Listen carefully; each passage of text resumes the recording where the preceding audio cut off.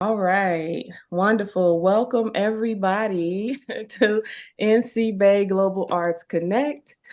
This online event is designed to connect Black creatives to community, each other, new ideas, new possibilities all over the world. And so today I'm so blessed and honored to have you all with me. If you're watching this recording, I'm just going to go ahead and start to introduce everybody. We have RH Valentino Sweeten or Kontrax Valentino. He is a hip hop producer, artist, and also the founder of the Beat Lounge Ltd. I am also happy to introduce Verona Spence-Adofo. She is the founder and creative behind Ancestral Voices.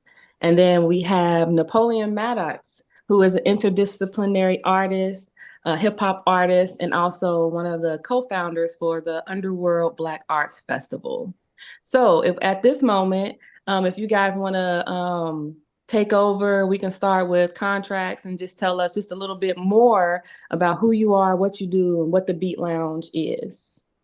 Yes, and again, I'm RH Valentino. Kontrax Valentino is, of course, the Kontrax is the name that I acquired as a producer in the hip hop community, and you know how that is in the hip hop community. We all got pseudonyms, um, so yeah, I'm a music producer. It's a passion of mine, but for the most part, the founder of the Beat Lounge Ltd is where I did most of my work in the music community, and so with that platform, I was able to tap into the community of music production in the United States by way of actually helping to develop our community here in Cincinnati, Ohio. And so when we first started this platform, it was predominantly to give the producers a place where they could showcase their talent and network with other producers so they could further their craft by sharing information and techniques on how to be better at actually creating music, but also learning more business. And so this the event itself was a community pillar in terms of giving a place and a home for music producers to actually um, gain a following or notoriety within the community. And so that's really and just for the sake of this, what we're doing here, when I speak to me as a music producer, most of what I speak on is going to be in regards to my work with the Beat Lounge, as opposed to me just being a music producer myself. So yeah, I just wanted to highlight that. And it's a pleasure to be on the panel with everyone. So, you know. Yes, thank you for that. All right, let's keep it moving. Verona, tell us a little bit more about who you are, what's happening over in the UK, and your work with Ancestral Voices. Okay, so thank you first and foremost, Daphne, for inviting me to be on this panel today. It's amazing to be here with RH Valentino and Napoleon and just hearing about the works that they're doing. It's amazing. So I'm loving the creativity in the room already. So yes, my name is Verona Spence-Adofo. I am one half of what is known as Ancestral Voices, which is an educational initiative set up by myself and my husband, Dalian. And basically, this initiative is the exploration and documentation of African spiritual philosophies and practices. And this was born out of our own spiritual journeys, questioning, wanting to learn more about self and tapping into kind of spiritual knowledge rather than the religious knowledge that we grew up with. And so combining our talents, our creative talents. Dalian is a teacher by profession. I was already like a video producer. He already has quite a lot of experience in design and technology as well. So we fused our skills to create a documentary series. Started out as one, then it went into another one. We have an online digital platform where we've utilized digital media to share information so people can be informed, but as well as empowering themselves. So for us, it's been a beautiful fusion of knowledge meets creativity as a means to uplift and inspire and to empower individuals by knowledge of self. Wow, wow, that's what's up. Yeah. So, with the National Commission for Black Arts and Entertainment, our mission is to convene, connect, and celebrate Black people in the arts and entertainment industry. And I would be remiss to clarify that we count the healing arts up under that umbrella as well. And that's something that we typically don't see when we talk about art and have conversations around art. I think it's very important that we bring the healing arts into the fold. And so, Verona, thank you for showing up and stepping into this space with us. Thank you. So, Napoleon, what's going on in Switzerland? Tell us about the Underworld Black Arts Festival and everything that you have going on. Right. So my name is Napoleon Maddox. I grew up in Cincinnati, Ohio, and I'm currently in Besançon, France, which is Oh, France. it borders Switzerland. I mean, this region, this part or this state, if you will, of France borders Switzerland. So we're about, an hour and a half from Geneva, where there are some other smaller Swiss towns that are even closer. And I just finished a tour in Switzerland. I work there frequently with different artists, theaters, and directors. So I came up, I know Tino for some years, Kontrax, I know for many years. I've touched just about every facet of the music industry, on a community, city, region, national, and then international level. So I've had radio shows, both here in France and in Cincinnati. I have worked as an engineer. That's when I met Tino. I used to work with his brother. Mm. And I was a studio engineer. I produced an artist myself, and then I got into event production some years ago, and then with my fiance, Kimberly Gorey, we have founded the Underworld Black Arts Festival, and we're going now into our 7th year of presenting that festival. And our slogan is 360 degrees of Black creativity. And I find that it's an exciting time. As much as it's a troubling time, it's an exciting time because I think we are really reminded of the work that we are called to do, the work that, that the creator and our ancestors sent us to do, and to be like, okay, we are here because of the sacrifices that they made. We are the answers to their dreams. And so a lot of the work that we do during the festival is to build those bridges, as you said, and connect the arts, and for people to understand that if you are a DJ, you're not just a DJ.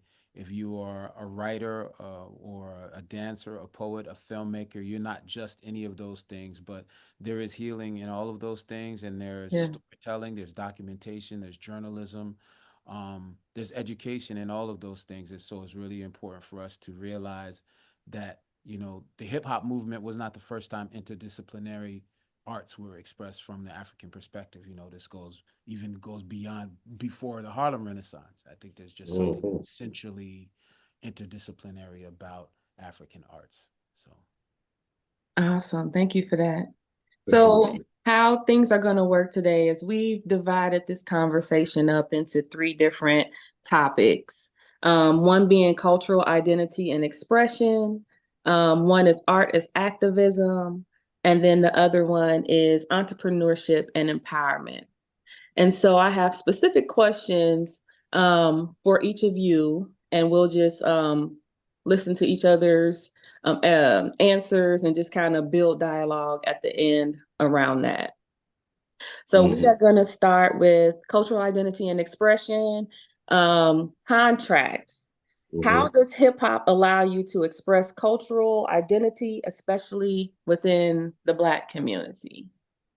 Yeah, so of course, with hip hop, for me, especially being, I was born in the year of 78, right on the cusp of hip hop, and so for me, hip hop was always a vehicle for Black people to express what's the happenings of their community abroad.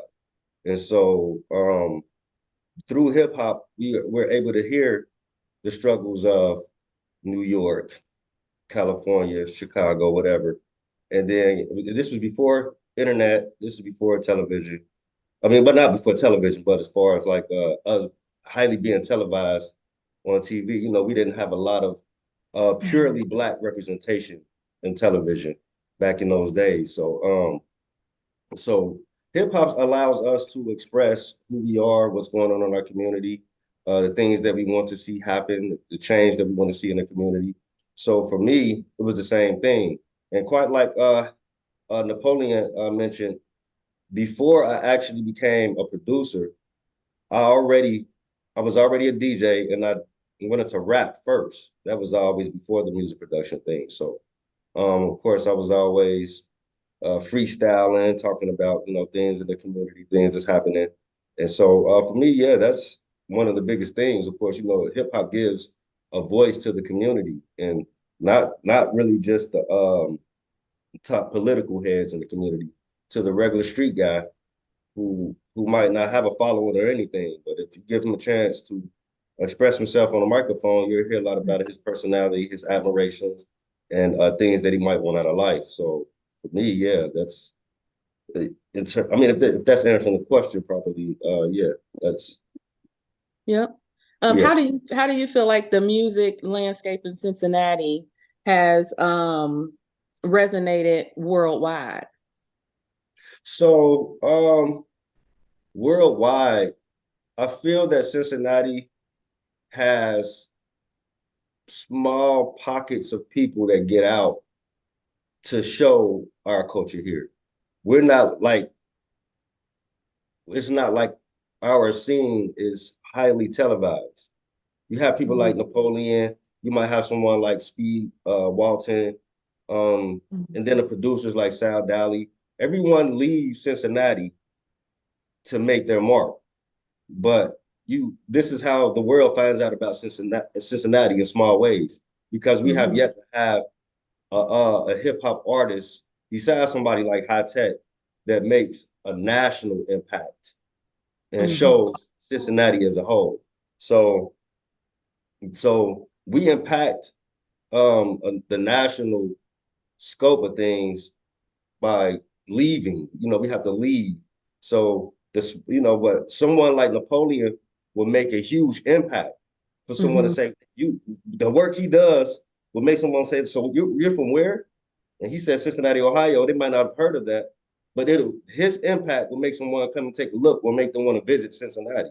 So while we might not have all eyes on us, the people our grind coming from here, the grind that we get from coming from here is tremendous. So Mhm. anyone that leaves here, they make a huge impact on other people, and then we gain our respect that way. Because like Mhm. one of the partners of the Beat Lounge Ltd is hiphopperiod.com. And hiphopperiod.com is ran by a guy named Mark Bridges. Mark Bridges worked in New York. He had a regular job in New York. And because of that job, he connected with people like um, Lil C's from Bad Boy and also Jada Kiss. He has a relationship with people in New York. And so with him him doing the work in New York, it gave a connection. And so when they finally asked, so where you from? And he says, I'm from Cincinnati, Ohio. Then now they get to see, oh, okay, so this how y'all get down in Cincinnati. We see your grind. We see your ambition. So now when he could bring that game back to Cincinnati, Ohio. So this is how we impact. This is how we have to make that impact. Awesome. What is one final thought that you have on cultural identity and expression as it relates to hip hop and Black culture? Are we talking just Cincinnati or Whatever, however it comes cultural to you. identity? Mhm. So it's an interesting thing because it's such a broad scope, right? Because you have people like you have like the current condition of hip hop that might be for me. I like to decipher the two, right? You got hip hop. Hip hop is a culture itself, but then you have rap. You have all these different sectors. I think hip hop embodies the more conscious culture of the Black community, but some of the other aspects are not as conscious. So don't get me wrong. You still get your voice. You still get the freedom of speech, but it might not necessarily um, be as helpful for the community. So um, the identity is kind of it's multifaceted, if you will. I guess you really can't get like just one representation now. Like, because I thought from what I understood, hip hop was more positive than negative when it first came out. It wasn't as um, it wasn't as riddled with the negative aspects to the point where, of course, a lot of people live their life based on what they're learning through the music. Mm. So back when hip hop was more pure, then you had more of a conscious undertone, something that was more helpful to the community. So yeah, so again, we have to make sure that when we say hip hop, that it's understood what hip hop is instead of trying to group it all together, because everything that has a rap and a rhyme isn't necessarily hip hop. So that has to be understood in the community. So yeah, as far as the when you have people again like Napoleon, he's a huge example of what hip hop really is. So when you have people like him guiding the what would you call the identity of hip hop, then it's pure. So in that aspect, that impact is going to be, for me, is going to be more meaningful. Okay. All right. Thank you for that. Thank you for that, Kontrax. We are going to keep this moving. We are going to now pass the mic to Miss Verona of Ancestral Voices. Verona, how does ancestral healing help individuals reconnect with their cultural heritage, especially for those who are disconnected from their roots? Okay, good question. All right, I'm going to answer it in a roundabout way. So bear with me while my mind does its thing. I would actually say through the practice of knowing yourself and learning about yourself, that already starts to put you on the path of healing that then opens up many doors for personal transformation. So I'll give an example. I thought that I was a filmmaker just exploring a topic that was of interest to me. So I thought, okay, cool. By me just, exploring this subject and putting this information out there, that would be it. That's like creative expression. But now that I can look through hindsight, especially after doing this work for now 14 years, I can see that through my creative expression, that opened something within me that started to unlock certain memories. And so the more we start to learn and delve deep into our ancestral story, the more we start to understand our collective story. So back in the day, I would have just said I was a filmmaker. But as I've progressed through this journey, I've also come to learn and tap into my own inner gifts. Now, I didn't know all this time I was on Ancestral Voices. My husband is definitely more the academic one, because for me, I just feel like that's not my skill set. But then as time progressed, I realized that whilst he was the teacher, I was the healer of the platform. And so it's like through embodying the creativity, the learnings, the teachings, I was able to tap into my own gifts and start to realize how I can be of service. So realizing that our purpose is more than just like this one thing that we think we're good at. It can actually be the catalyst to unlock many other areas that you didn't even know. And so now going back to your original question of why healing is important, for me, I had to realize I had to do my own personal healing within myself before I could reach certain understandings and clarity to help me to progress into the better person that I feel like I've become since starting this pathway. And so healing, I feel, for all of us is an essential part, especially as growing up as melanated people across the world, wherever we may be. We've always had to deal with a certain level of oppression that has shaped our narrative somewhat and our life experience. Now, I'm not saying that in a negative, that it means it has to dominate and control us, but I'm saying it's once we start to address and acknowledge certain things that have taken place, we're at a better position to start to address and heal those wounds within us. And then, exploring African spirituality as I have now for the past 14 years, you realize that you're not just yourself sitting here as an individual. So you may be here talking to Verona, but you're actually sitting here talking to a collective pool of ancestors and all that whole line that exists within the most recent incarnation, which is me. So through any personal healing works, I'm not just healing myself, I'm actually healing my lineage.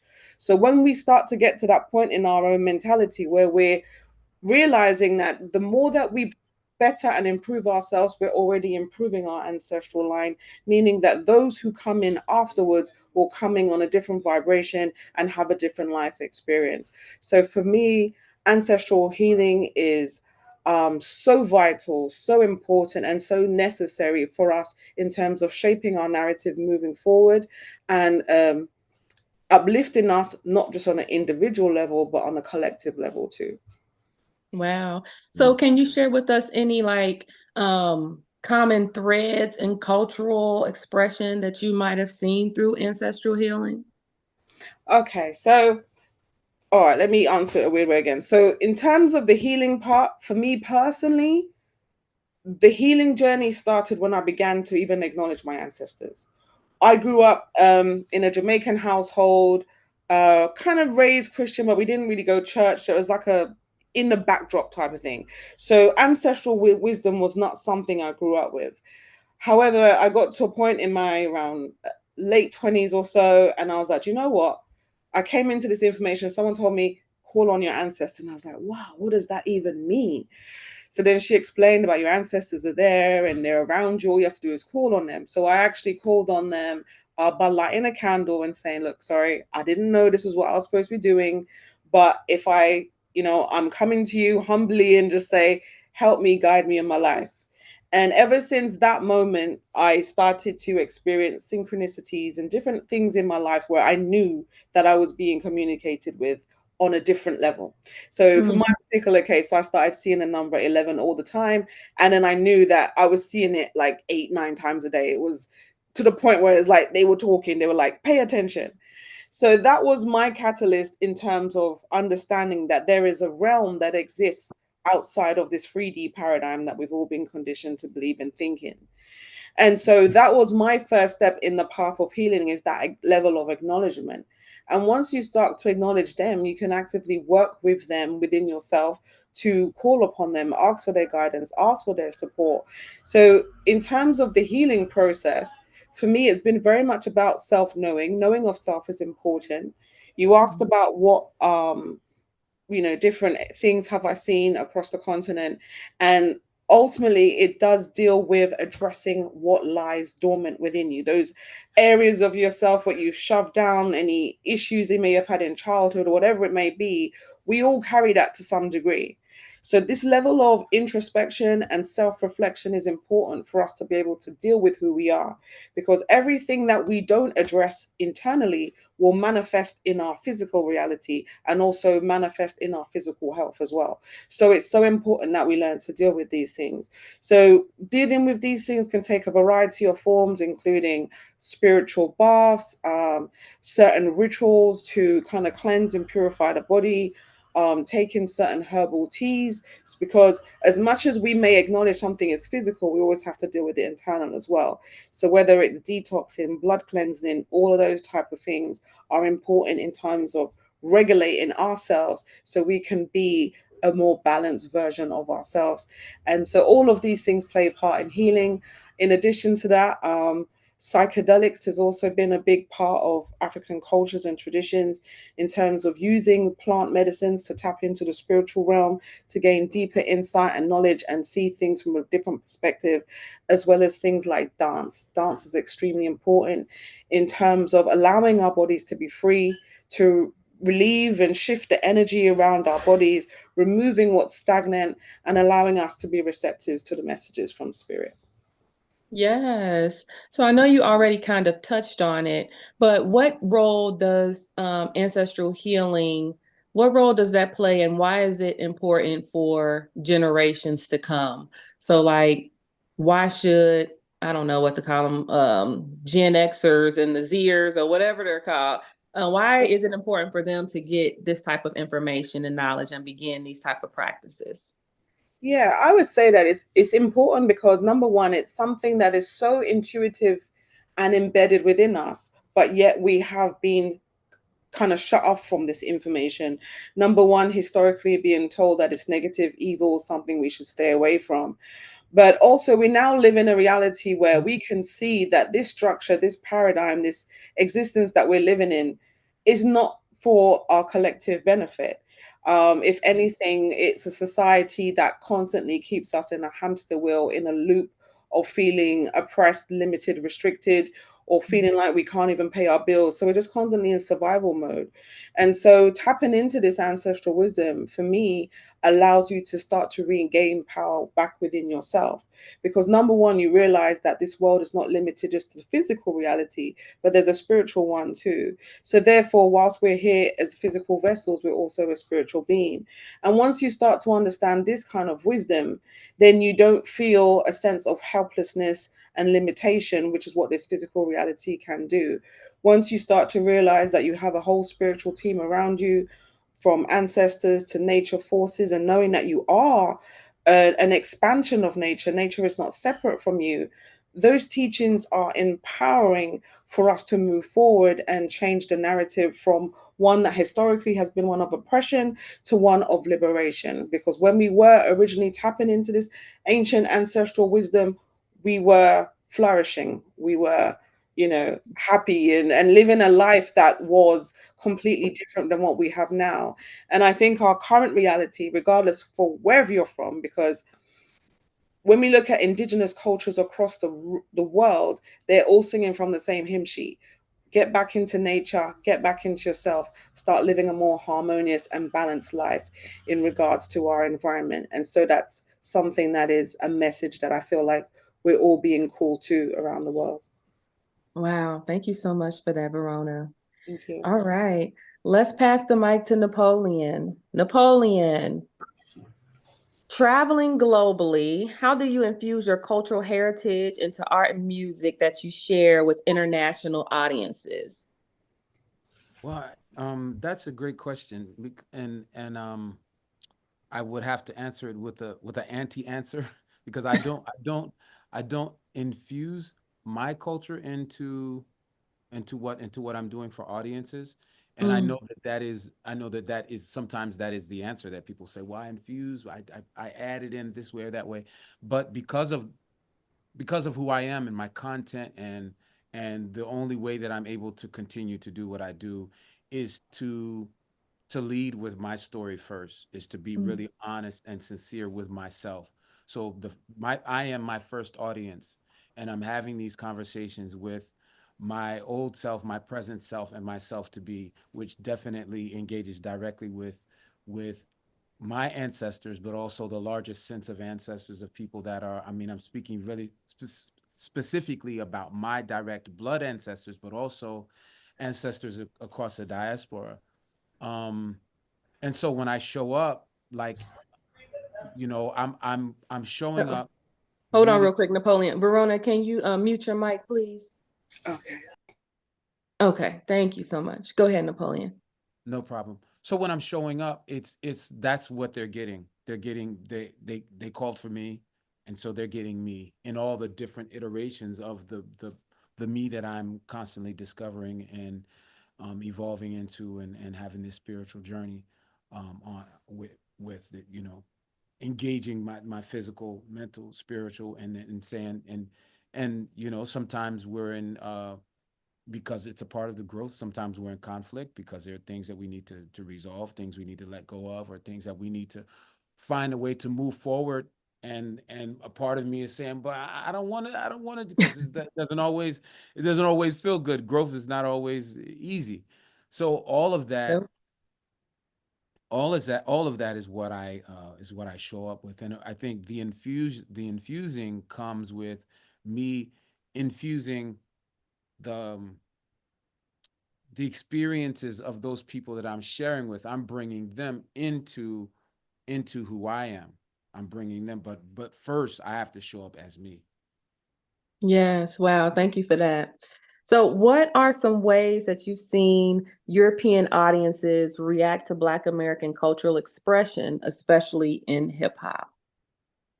That's another great question. I have seen that, time and time again, we see the global impact of our culture. And when I say our culture, I'm talking about African culture, not just African American culture, not just Black American culture, but just the influence that our experiences have had on the world, whether that's Fela, Bob Marley, or Tupac. And then obviously before that, you know, with Duke Ellington and Josephine Baker, etc. So what I see is that they want that. There's a thirst, there's an appetite for that. And now, especially with the way that information moves around the world with technology, you have, you know, I've heard some rap legends describing that, like living through the period of the 80s and then into the 90s and 2000s, and with the advent of the internet, and then seeing like, okay, they're no longer necessarily calling for every rapper to come out of New York to come to Germany or France or wherever, because they're producing their own artists. They're producing their own, you know, people that want to spit like, you know, they feel like they can get their Biggie or their Tupac on, you know, or Eminem or whatever. But it's still emulation.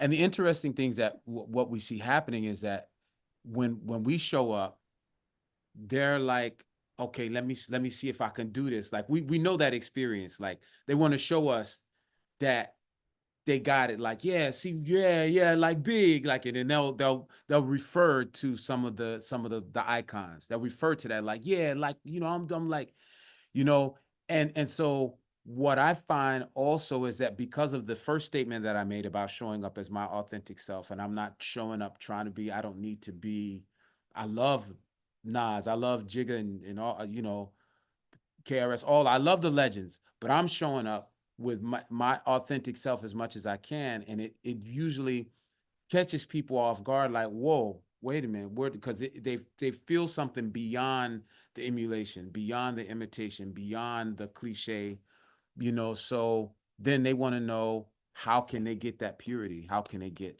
you know? So that's, and what it says to me is that we are, we're not just consumers of the culture, but we, as architects, we are guides, we are teachers, we are masters and scholars in the culture. And when we own our place in that, then I think it's really transformative in so many ways, you know. And it takes us back to things that we've had conversations about, with leading with grace, because I could show up and be that cat, like, yo, yeah, you can't do this, like, this is my thing, you know. But what does that do? How is that serving anybody? You know, so I think I think I answered the question, but I Yeah. went, yeah, I went far. That's okay. And you kind of already touched on this, but I still want to ask, like, how do you balance maintaining your cultural roots while adapting to a diverse global, while having like a diverse and global influence on your work, if you feel that you do have like in that influence? Yeah. Actually, I think I was starting to slide into that answer, that question a little bit, because I mean, there are different ways, you know, for some people, their desire and their capacity might not be to show up and like be anything to those people other than just like, they're the artist. They're gonna do what they do. They get their check and they go back to wherever they were, or you know. And I see different examples of that. And so I can't. It's not, my role is not to judge, to say like, okay, they're not doing it right. But me, a part of what makes what I do special for me and for my journey and how it's fulfilling me is that I show up as my authentic self, but then I want to understand the people that I'm sharing stories with. And the better I understand how they speak their language and what different things, what symbols mean in their culture, then I can go deeper into telling the stories that I want to tell. You know, it's kind of like, you know, if you want to tell somebody about a certain shade of red, but they don't have words for that, then you figure out what words they have that are closest to that in their culture, in their language, and the way they speak. Then you can actually come up with a whole new language, a way to communicate that feeling, that emotion, that experience. And so that's one of the ways that I do, is like really show up, learn the language, learn the culture, just really try. I'm still me, Yeah. but it's a different kind of communion when, you know, leading with, and it's compassion ultimately, because I'm not expecting to be so, why should I be so important just because I was invited to do some songs or do whatever I'm doing there, you know? Wow. Yeah, that's beautiful. Thank you for that. Thank you. So we are going to shift gears into our next overarching theme for our interview, which is art as activism. So let's keep it right here with you, Napoleon, and then we'll work our way back. Okay. How do you, if you feel like you use hip hop and visual art to address issues such as racial justice and equality across different cultural contexts? Well, the easiest way to answer this question, which is a very important question, I think it's easiest to quote Nina Simone when she says, like, the role of the artist is to address the times.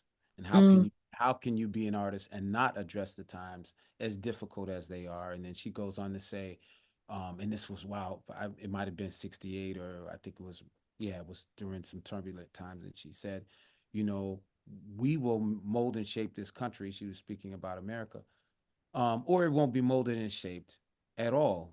And this is why you see so many young people involved in politics. This is more or less verbatim what she said in one interview. And I think that's really important because, um, you know, to quote many other elders, to whom much is given, much is required. And when you are an artist, if you have any level of success, then you have influence. You have a way to reach people and to at least get on people's mind. They think about what you sung or what you painted or whatever you shared. But mm, then ultimately, you also have spiritual influence beyond just what people sing. Like, you can actually move people's souls. You can, like, touch people's hearts in ways that they may not be aware that they're being touched. And so I think that is very important to do that work. And the how of it for me, I think, um is being sincere, being vulnerable, um telling true stories, and then understanding that those stories have purpose, and that it's never just a song, it's never just a poem, it's never just a painting. mm, There's always, I mean, sometimes the entertainment quality of it is, it's more just the appreciation and enjoying the aesthetic.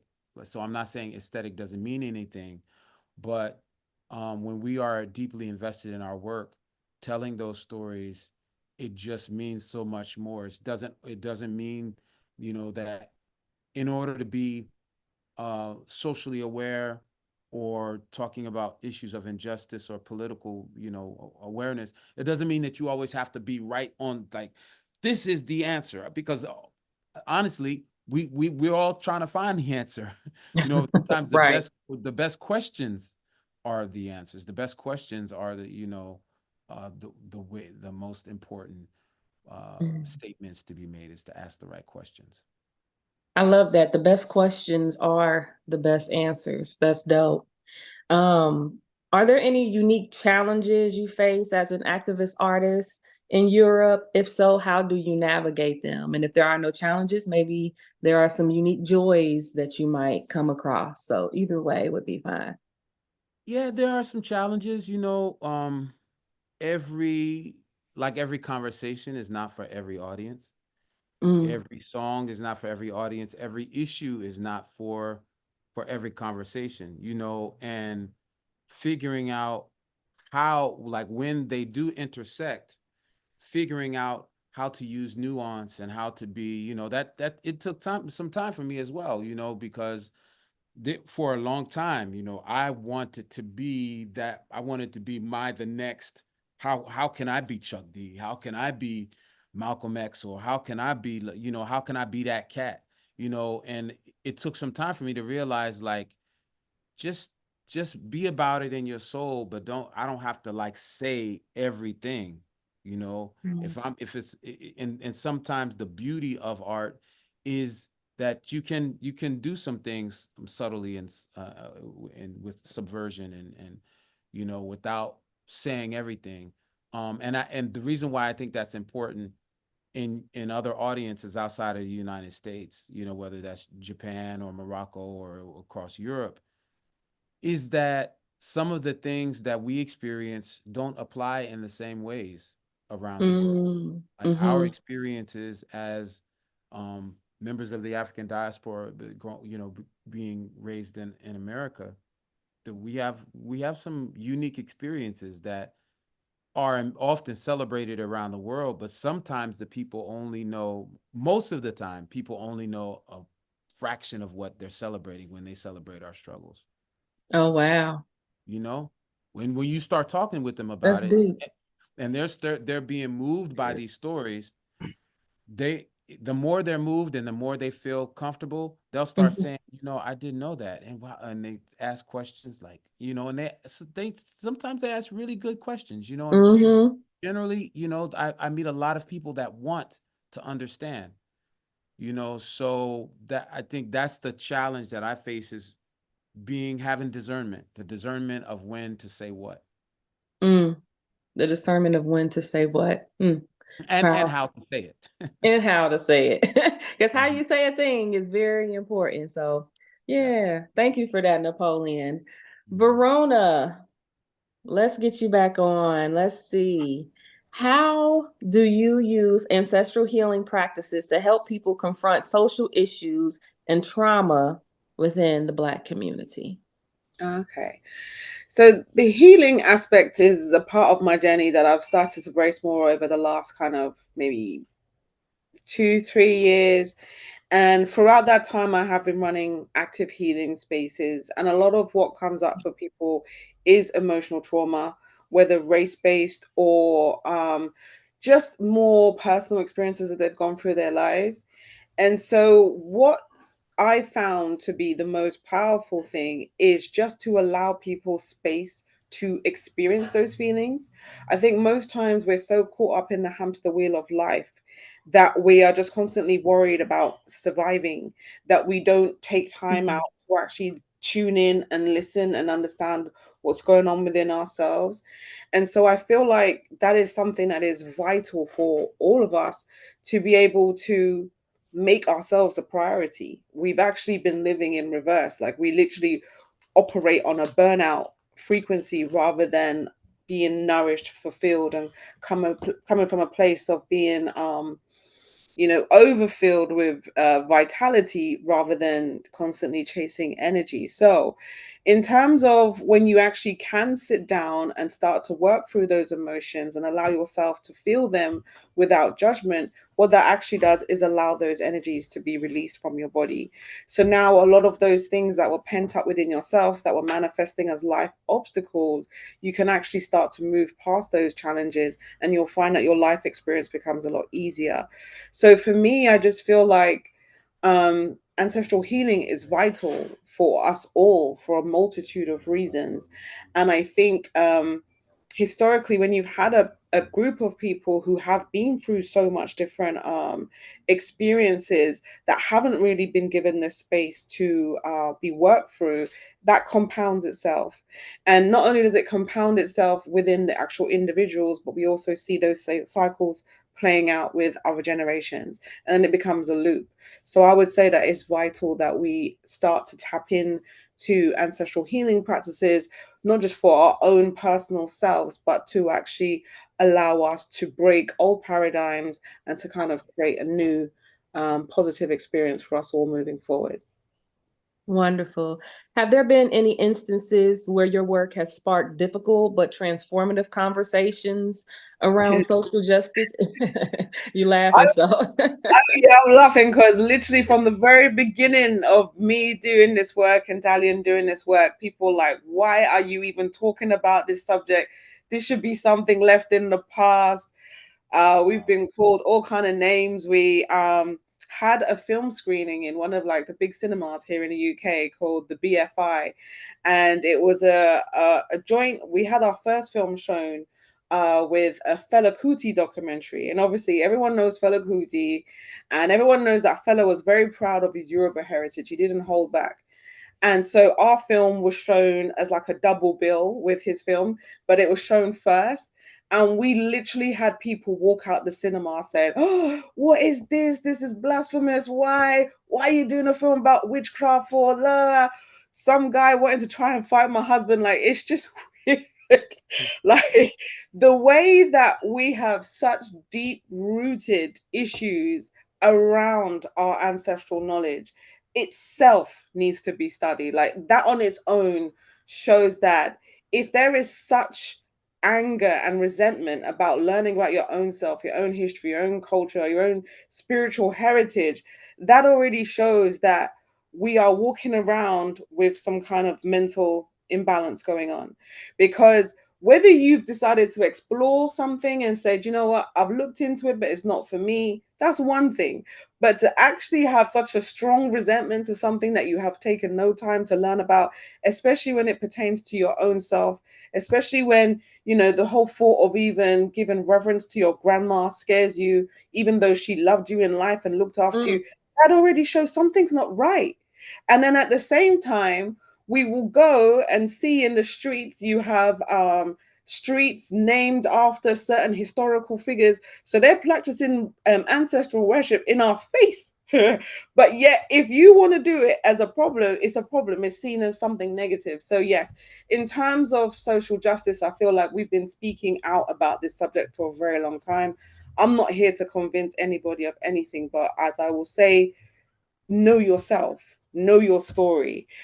By understanding your mom, your dad, your grandma, your grandfather, you actually start to understand yourself more, because those traits exist within you, that you are not separate from them. So I Yes. feel like in terms of cultural identity, we cannot talk about being proud as Black people, whether we identify as African, whether we identify as Indigenous, wherever you identify as, you still need to know your ancestral story.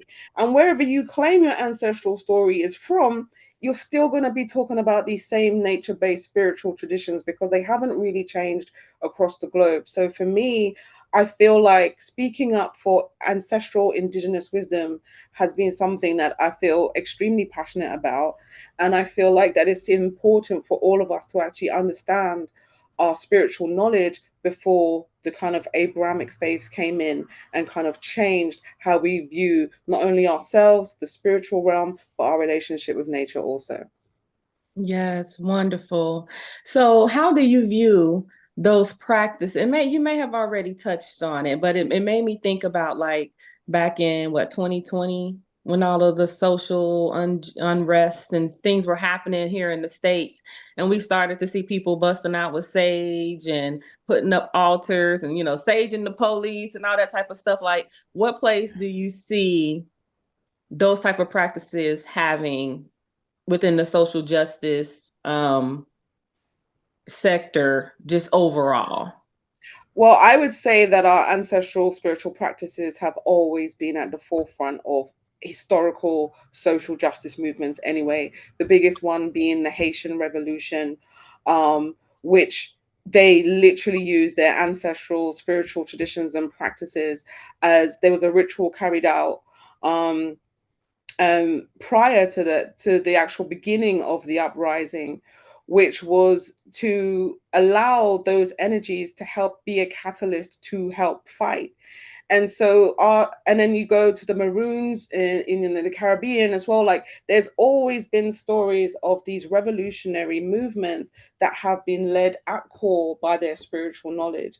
And so for me now, especially as you're seeing a resurgence of people tapping into this kind of spiritual wisdom, all it's doing is awakening the knowledge that already resides within them. As I mentioned before, this is all something that is intuitive to us if we allow ourselves to tap into it. And so Mm. by allowing ourselves to tap into that ancient wisdom, we can now use that knowledge to empower ourselves in our environment today. So we're not going to be, you know, of servitude to other people, but be more in control of our own life and destiny. Awesome. Thank you so much for that. Kontrax.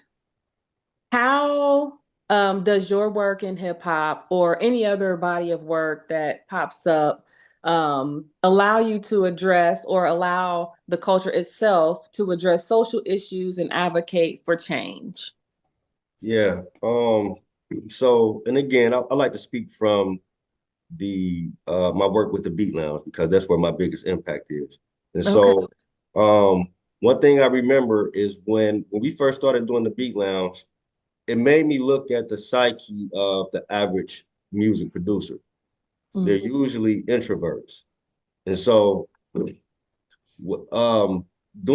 creating this platform, it allowed me to show these young brothers and sisters, we have female producers as well, really how to communicate with each other. Because a lot of producers, like I said, are introverted. They can be standoffish. And so, we kind of forced them a little bit to start, communicating with each other, expressing themselves more, learning how to speak out, and really working together. So that was a big thing. That created so many movements in our local culture that we started to see a lot more progress within the industry of music. And again, in 2007 is when we started. You see the overall sound quality of our region get better, just the sound quality. Then you see more versatility. The producers are trying different genres of music now. Then eventually we break into the industry. You start seeing producers actually getting placement with big artists and actually going to other cities. They traveling more. So this type of platform is definitely a catalyst for bringing change in the social construct of the community. If that's answered. Yes. What role do you think that music plays in giving a voice to marginalized groups? And have you ever, like, how have you seen that, if any, way in the production that comes through, like the Beat Lounge or the MSO? Like, what have you seen as far as like producers addressing social issues for, marginalized people? So now for that, I really don't know that if we impact on that level. I'm not for sure. So when you say marginalized, can you, just for the sake of, I want to make sure I understand correctly, when you say marginalized, can you speak to that?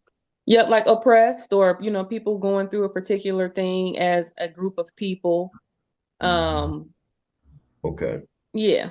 Black, So, Black people, any subgroup, any group that can be defined as like a subgroup is like what marginalized people pushed to the sides, to the edge. I mean, so of course, anytime you're seeing some type of struggle in the community, a lot of times it have to do with economic issues, people not being able to make a living for themselves. And like I said, like, when we work with these music producers, they actually learn business. They actually learn how to make money from something that they love to do.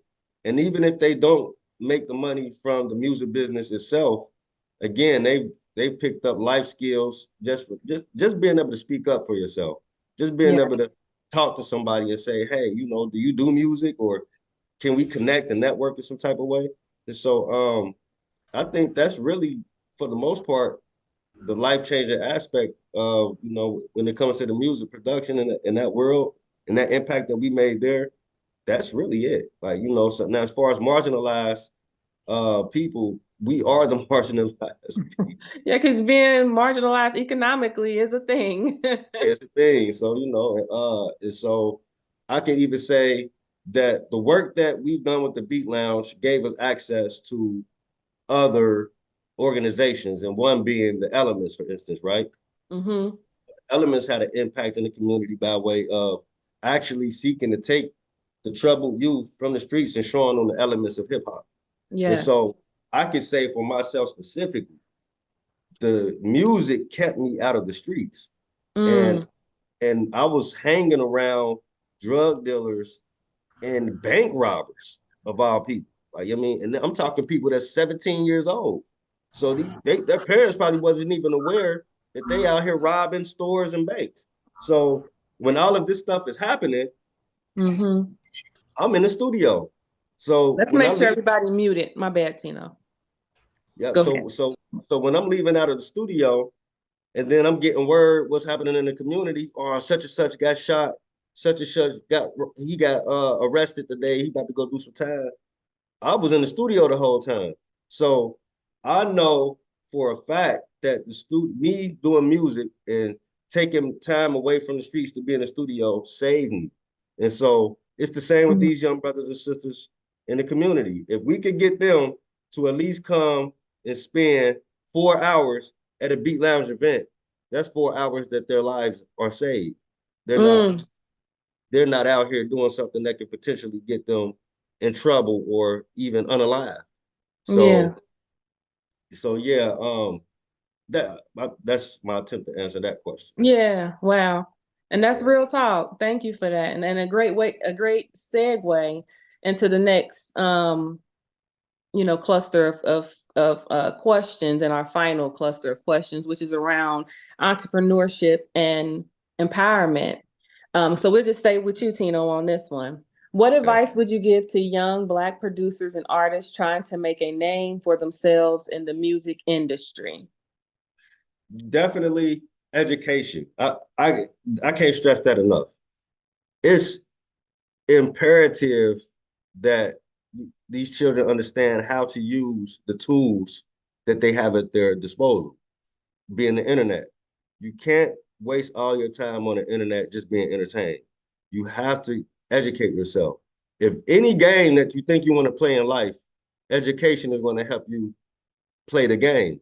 And so why jump into the music industry if you didn't do any research or if you didn't read any books or anything like that? You can actually go read the books. So, and again, speaking from my experience, I was a person who got into music because of the people around me. You know, my as Napoleon mentioned, he worked with my brother Cheese. And rest in peace to my brother Cheese. He passed away in 2008, and he was a large part of my why of the music. This is why I did music, because as a little brother, I'm looking up to my bigger brother doing this. And so um watching him, here it is, I'm into music. And again, this is how I met Napoleon. And so hold on, I think I'm getting off topic a little. What can you I'm getting off topic a little bit because my That's apologies. okay. I was asking, Oh, you talk about you was the answering the question, what advice would you give to young Black producers and artists yeah, to trying to make a name in the industry? And I think you answered that really well. So the yeah. last question would be, what strategies have you found helpful in building sustainable connections with other artists and industry professionals, which I think is also important to do? Yeah. So you have to learn how to establish and maintain relationships. All right. And that starts with quality communication. You know, you Mm, have to you can't just talk to people when you want something from them. You know, you got to kind of check on people. If someone gives you an opportunity, send them a follow-up letter thanking them for that. You know, it's just really, you have to sustain and you know, and then how you treat people. You never know who's going to make it next. So, um, now with Napoleon, and I'm glad he's here. Napoleon taught me how to sample on an MPC, and I'll never forget that. And he probably don't know how much it impacted me, but it was a major step in my music production getting better because it enabled me to be able to break down sounds to make my personal sound. Now, when I established my personal sound, of course, I built my own sound libraries. But because of my community, I was very standoffish. I was very overprotective. So somebody younger than me or someone who's just getting into learning how to do music might come to me and ask me, um, can I get some sounds? And I might say, no, you got to get your own sounds because these are the sounds that I use for my personal sound, and I don't want your sound to sound like my sound. But nevertheless, it's really a good thing to share with people. So if someone come to me for help and I share with that person, then when they make it, it's they might come back to me and say, "Hey, man, if it weren't for you, provide me with those sounds, I wouldn't have got where I am today. So I thank you for that." And there's nothing wrong with that. So I had to learn not to be selfish in this industry. You know, you got to help people. You got to pull people up. And that's, you know, Napoleon didn't have to teach me how to do what he taught. You Yeah. know, he could have said the same thing. Like he could have kept his competitive edge, because hip hop isn't competitive like that. So it's like, you know, you don't want to necessarily, you know, teach somebody something if you think that it's going to give them an edge over you. So again, me coming from that and then doing the Beat Lounge, and then we're all about that. That it's all about that now. Hey, look, if you see somebody and they want to learn something, show them. Don't hold back on that. Teach them. So you know, I think that's you know, that kind of Yeah. yeah. For sure, it does. Thank you for that. And not only does it, you know, matter to check on people within the industry, like that's great advice for your everyday life. It is. Call and It check is. on people is so important. Check on, yeah, Thank check. you. You're welcome. Yep. All Yeah. right, let's move on to Verona. Pass her the mic. Verona, how has your work in ancestral healing evolved into an entrepreneurial venture? And what are some of the early challenges? And I think you kind of touched on this in the beginning a little bit, but if you can go just a little deeper, that would be great. Sure. So an entrepreneurial venture, it's always weird when I hear that, because I don't really see what we do as necessarily an entrepreneurial venture, but more of a passion that we generated. And then from, you know, operating on a space of passion, it's flourished into many different things. And for us, it's never been motivated by money, but more of like a sense of duty and like calling. I've never in my life felt so drawn to do something in my life, even when it required, you know, no sleep, working through pregnancy, just going above and beyond, investing our own money. Like there's been a lot of challenges that has come with this, and mainly due to the efforts that we've put in. So in terms of labor, that would be the labor, and then the love is the work. And how the platform has developed from, you know, from having a online digital presence to the websites to holding events and all the other things that Ancestral Voices has give birth to. I think where we are most proud is that we've created a platform and a space for us to also showcase others who are doing this work. So one of the things that we've always done is help other people who are also sharing this information, allowing this wisdom to be accessible. We give them a platform. So in terms of, I guess, the entrepreneurial spirit, means that we're not the only ones that benefit, but other people do. So now there's a whole range of other platforms, services, people who are now getting recognized and paid for their works because this is needed. And so this is always a fine line, because people always say, oh, when it comes to spirituality, there should be no charge, it should be for free, da da da da da. And whilst I hear the argument, we also have to acknowledge that we live in a paradigm where we're not going to like just live off air. People have bills to pay. And I feel like what's happened in society as well is people have no qualms paying for concerts, trainers, you know, seeing whatever latest celebrity things going on, fashion, and there's nothing wrong with that. But equally, if you see the value in those things, why are we not seeing the value in the healers of the community, the wisdom keepers, the people who historically were always looked after? Because when they are looked after, everyone else's needs are looked after.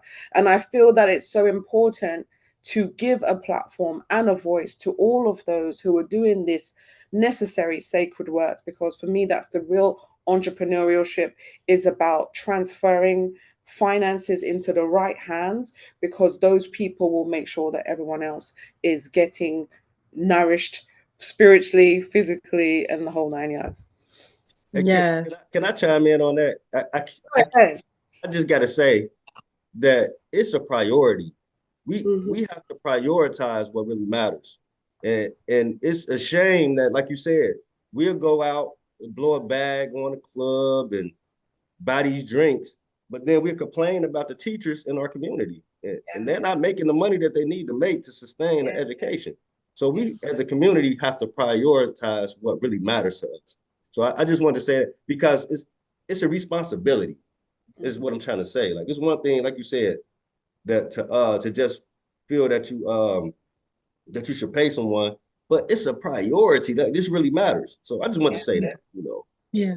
so we Thank you appreciate for that that. work that you're doing for Yeah, sure. and I appreciate you saying that as well. Thank you. Thank Welcome. you. Even Daphne, when you mentioned some of the challenges, yeah, we have, despite investing our own funds into making documentaries, like literally traveling to Haiti, Brazil, South Africa, documenting, these ancient wisdom keepers, like all these amazing historians, the healers, the wisdom keepers. And so this is not free. This is what we put into it. Don't get me wrong, we actually did get some crowdfunding along the way, but not really that much. The majority of the money we put in was still our own. Then we've also had to sacrifice our time, our efforts, our energy. We have two young children who are obviously a bit older now, but when we were doing all of this, they were young. So my priorities could have been there, but I was like, I'm being called to do this work, and people will shame you to be like, oh, this should be for free, this should be this. And people don't realize the effort that goes into it. So as RH Valentino says, this actually should be a priority. And a lot of the dysfunction we see in society is based on the fact that our priorities are in the wrong place. We worry and put a lot of emphasis on things that really don't hold value, except rather than maybe looking a certain way to get other people's approval. But it doesn't really nourish our spirit. It doesn't nourish us physically, mentally, emotionally, and spiritually, as RH Valentino said, about, down to education, making sure our children are raised with the right knowledge, making sure our healthcare is a priority. These are the things that allow us to sustain future generations. So yeah, a rebalance of mind is definitely necessary. Yeah, that's a great segue into this very last question for you, Verona. In what ways have you seen people grow in confidence and self-empowerment through ancestral healing? Oh, wow. Yeah. So literally, I would say the most proudest thing for me is the amount of people that we have met along this journey and have come and said, oh, wow, because of the information that you guys have been putting out, or from watching your films or doing one of your courses, like I've learned to I'm now connecting with my ancestors. I'm now doing X, Y, and Z. My life has improved. I feel more confident in my own gifts and abilities. Just feeling more of a sense of harmony and balance in their reality. And when I hear things like that, then I'm like, wow, that's what it is about. Because for me, it's not about gatekeeping knowledge. It's about giving people knowledge that empowers themselves, because now they take that forward and utilize it in their own life, and they can go share it on. So it's about us ultimately tapping into ourselves. So for me, yeah, that is the biggest thing, is just seeing how much positive transformations can take place once we actually take the time to learn about who we are, and not always focus on the negative stories that we hear about ourselves, but to understand ourselves as the total beings that we are. Yes, beautiful. Napoleon, what insights can you share about building a sustainable career as an interdisciplinary artist across different countries? You guys want to mute? Well, I could kind of just say, let's just go back and re-listen to everything that Verona and Kontrax had just said. Because it all intersects. Those are great questions, and the answers have been really on point. I think, prioritizing is very important. And when I say prioritizing, I know, Verona and Kontrax, we're talking about it in one context, but it directly applies because we, a place like Elements, it taught this without teaching it out front. But one of the things that artists seldom learn as they embark on their journeys, especially if they don't have the ideal mentors, is that the arts are not just about having what is deemed a career, deemed a successful career. If you do character development within the work that you're doing, then you're doing it right. That is success. And then the other part of success is, and when I say character development, like discovering who you are, what you need, like get like Kontrax use a great example of like not being in the wrong places at the wrong time. So that Yes. was a lifesaver. But then beyond that, also deciding, do you really want to be a producer pushing buttons for somebody, or do you want to be a entertainment lawyer? Do you want to be a sound or lighting engineer that is not on the production side of making sound, but the person that they can rely on to make sure the stage is well lit? And there are all these different lanes that you can be in as an artist or around the arts, that sometimes they get skipped or stepped over because people may have just one vision of what it means to be in the industry. And so that the other thing that leads me to is like the insight that I can offer is that it was uh, a game changer just for me to be in the industry the way that I have been. Is like, you know, I would well, I went to New York with Tino's brother.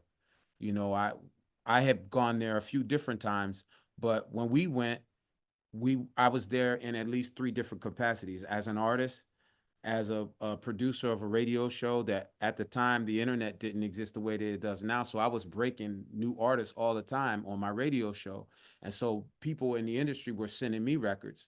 It opened up a two-way conversation. It wasn't Mhm. just me knocking on the door as an artist trying to get in, you know, trying to have somebody listen to my demo. They were like, hey, we got this new artist and we heard that you got a show down there. So I would interview artists, I would play their new material, and then I was somebody that they could actually interface with, because I was a producer of the radio show.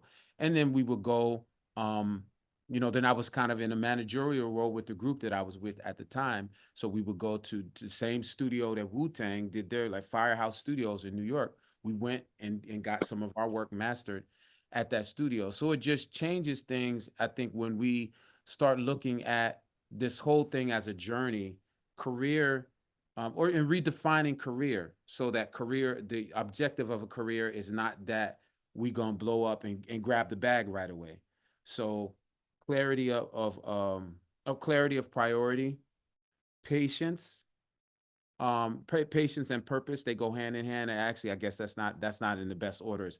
Clarity of purpose, priority, patience, you know, and then though, like was touched on earlier, those other 3 things we just mentioned, that we started off with, that helps to guide the way that you manage your relationships, or I would even say curate your portfolio of relationships, because not every relationship is one that needs to be held on to. Mm. So you might be able to say you can have a higher quality relationship with some people that for whatever reasons you say, this is somebody that really deserves my time, attention, investment, whether that's, you know, whether you're paying for services with them or it's just sitting down, you sit down and you share time. You sit down and drink a glass of water with this particular person, because you put some other things that are not priority. You know, some people whose visions of life do not align with you. Not the bag, not because they, you know, they might be the ones that's pushing the nicest whip, but if that dialogue is not uplifting and sustaining or spiritually fulfilling, then you could curate a better portfolio of relationships. And I think those things are really crucial in terms of having a sustainable career, and it applies across frontiers, across cultures. It applies. I mean, you might find yourself shifting when you go to a different culture to say, okay, it applies in this different way, but it still applies once you unlock the cultural difference door, and you say, okay, they do things a little bit different, but it's still about priority, patience, purpose, and then curating relationship portfolio. Wow. So you said priority, patience, purpose, and curating a portfolio. What did you say? That last Yeah, part was what? yeah. That was powerful though. Yeah. Powerful though. Yeah. Yeah. Curating the right relationship portfolio, you know. Oh, the right relationship portfolio. So literally, like, who is in your quote unquote Rolodex, and are they quality relationships? Are they quality people? Do they align with what you're doing and your brand and your mission? Yeah, that's Mhm, wonderful advice. mhm. I love also That how doesn't you mean that talked about, huh? I'm s- I'm sorry. No, I was just gonna say that it doesn't mean that you cut people off or you don't, like, you stop showing respect. But Oh, there's a no, difference not at all. It between doesn't people even that you imply say that. hello to and people that you spend hours with, you know. Yeah, Yeah. that's Yeah. I like how you pointed out just all of the different people that are involved in the arts and entertainment industry. And I got excited when you started to say that, you know, I like the did behind too.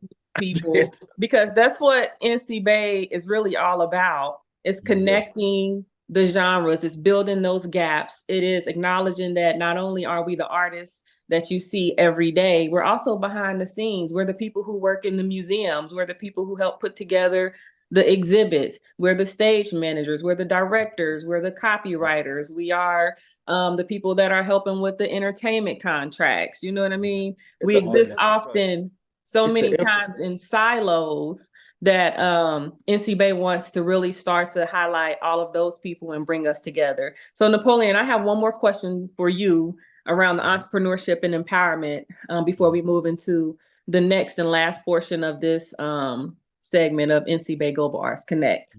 What challenges do you face as a traveling artist, and what advice would you give to others in the same field as you? Wow. You know, I think that you know, it's something I think I've gotten pretty good at you know at traveling, and I travel well because there are some people that can't sleep in transport, you know, and there are a lot of things that we take for granted that that we like, you know, people always saying like, man, how do you do that? I want to do that one, man. I want to be like you. But it's like it's not a picnic, you know, and if you miss a train, if you miss a plane, that's getting in your pocket, you know. And so it's a high priority for me to not be missing trains and planes or cars or whatever I got to do. But it's also taught me like how to I could be a tour manager for a band or an artist or a group of people. I can do that work. You know, so that's you know, the challenge of over the years is it's almost default where I'm like, if I know I have an early train to catch or early flight to catch, I'm not kicking it that night. Like, or I'm like, if it's that kind of thing where it's important for me to network that night, then I'm like, this is a night that I stay up all night, you know. But timing is really important, you know, and just being like some artists, you know, almost all of us artists are like, you know, we like to go with the flow and be in the vibe. And you just like timing is really important, you know, being managing time management, and then um intake, you know, being able like drinking enough water, eating the right things, you know, taking care of your body so that when you get, you know, when you have to make that long, you know, you have a 20-hour day, which they exist for real, and you got to perform.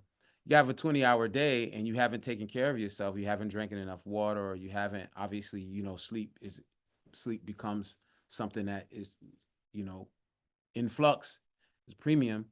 So you want to make sure that you're really taking care of yourself, not eating a whole bunch of like just whatever you want to eat. Yeah.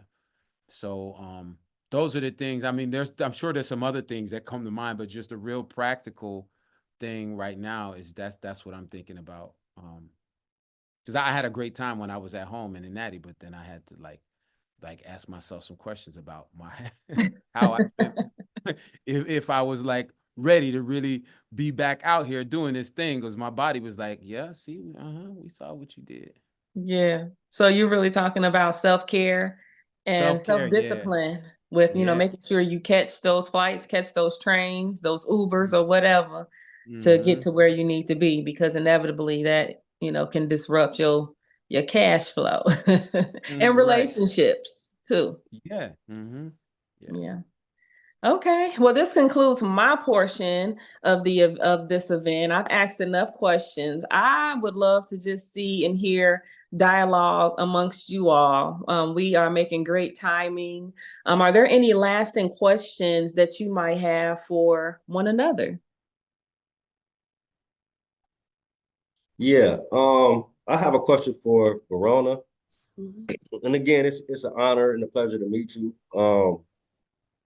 Um, what for someone who wants to tap into receiving this ancestral help and get in alignment with this, like, are there any books that you think that you might recommend, or like what approach should we take if I wanted to Um, I would say literally you could go on our website because we've just been like documenting this, and I think our documentary series, I would say recommend that. okay, But just for anyone just listening right now, um, connection with your ancestors is literally just you making that intention to connect with them. So the fact that you've even asked that question and there's something in you calling you to do it, it's already done. yeah, But if you wanted to do it more in a like a symbolic way, you can light a candle in their honor, call their names. If just ask them, invite them into your life, and ask them what type of guidance you need as well. You can also pour libation, which is the act of pouring water to the earth. And that's a way, like a symbolic but also literal way of utilizing water, the element of life, to put our intentions out there into the soil, into the earth. So it's like you're planting a seed of your intention. And so by doing that very gesture, you're now invoking that energy to come and be a part of your life experience and invite them to help you. So once you do any of those things, you will notice a change in your life. Something will happen, and it may be something so simple, like a butterfly just coming to land on your shoulder, or it could be a dream that you have, or starting to experience synchronicities. But it will start to show you that that door of communication is opening, and then it's about you now attuning your mindset to be aware of these subtle things that have always been taking place, but now you're just more in alignment and attuned with it. got it. Okay, okay, Mhm. appreciate that. Yeah, Thank you. I mean, you Thank know you. what? So I will say that being in this circle with Daphne, I've been knowing Daphne for years, and Kelly, we've always had this type of spiritual format to our relationships, like where we were always, into like, the ancestral. We kind of had the discussion, right? And so, but I can say that I haven't had any mentorship in that, or came across someone this is actually your work. So um I've had experiences where I had to call on my ancestors, and I did see the impact. So Yeah, but it I think that after talking to you and experiencing this, that I feel that it has to be more of a everyday practice because this is how when we lose someone, they pass away, we think we lose them, um, then we don't move forward with this type of activity. Now we're missing the benefit. We don't understand that having someone on the other side is probably even better than having them in the physical. Sometimes it's better to have them there. So I think that it'll be good for me to have an understanding of how to add this to my calendar or my day-to-day life, and receive those benefits. So I definitely. As appreciate that. you said it very well. Like when we actually lose someone, what we actually now is gain someone on our spiritual team. So, they're family, but they're now more of our spiritual family. So they have more influence in the realm of spirit as well to impact us. And in terms of what you said about maybe making it more of a regular routine in your life, um, definitely. Just like going to the gym and we exercise, the more we do it, the more we start to see the benefits. It starts to become more clear. And the more that we develop spiritually, the more we practice it, the more we sort of charge our own energy up, the more impactful it becomes in our lives as well. And then we start to trust our inner self, our inner knowing, our intuition becomes stronger, our experiences become a lot stronger, and you'll find it be a great source. But I'm glad to hear that Daphne and you guys have already been having these conversations, because it also ties in with people who are creative naturally tap into their spiritual expression. Our creativity is like a doorway that connects us to that spiritual divine aspect of ourselves. So it's beautiful to be able to be with you all in this conversation today.